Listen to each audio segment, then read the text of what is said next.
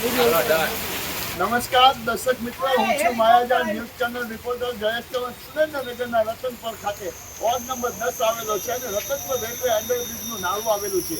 જ્યારે આ રેલવે દ્વારા નાળું બનાવવામાં આવ્યું છે, પરંતુ જ્યારે ચોમાસું હોય અને ત્યારે વરસાદ પડે ત્યારે નાળું ભરાઈ રહ્યું છે. આના કારણે વાહન ચાલકો અને રાહદારીઓ પણ હેરાન પરેશાન થઈ જાય છે. અને રતનપુર વોર્ડ નંબર 10ના નાગરિકો અને જોરાવનગર વિસ્તારના નાગરિકો પણ હેરાન પરેશાન થઈ રહ્યા છે.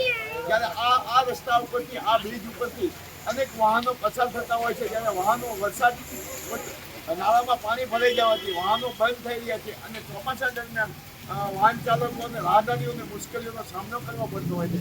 પરંતુ સુરેન્દ્રનગર નગરપાલિકા દ્વારા મોસમની કામગીરી એ ચોમાસા પહેલા કરવાની હોય છે અને જેની પીક મોસમની કામગીરી પાછળ નગરપાલિકા દ્વારા જ્યારે લાખો કરોડો રૂપિયાનું આંદોલન કરવામાં આવતું હોય છે, પરંતુ સુરેન્દ્રનગર નગરપાલિકાના વિસ્તારમાં સામાન્ય વરસાદ પડવાની સાથે રતનપરનું રેલવે અંડરબ્રિજનું નાળું પાણી ભરાઈ ગયું છે અને આ જે નાળું ખોલું નહીં, સાફ સફાઈ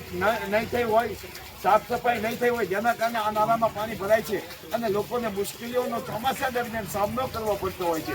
બીજી તરફ જ્યારે સુરેન્દ્રનગર દુધેર નગરપાલિકામાં ભારતીય જનતા પાર્ટીનું શાસન છે, આ નગરપાલિકાના પ્રમુખ તરીકે જીજ્ઞાબેન પંડ્યા છે.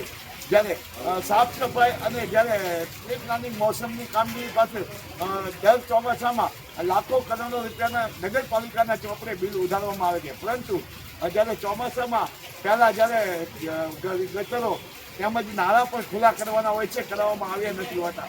આજે પાણી ભરાઈ જતા લોકોની મુશ્કેલીઓમાં વધારો થયો છે. જ્યારે આ ઘણા વર્ષોથી રતનપર રેલવે અંડરબ્રિજ પાસે જ્યારે લોકો દર ચોમાસે હેરાન પરેશાન થઈ રહ્યા છે. માયાજાળ ન્યૂઝ ચેનલ જયેશ ચૌહાણ.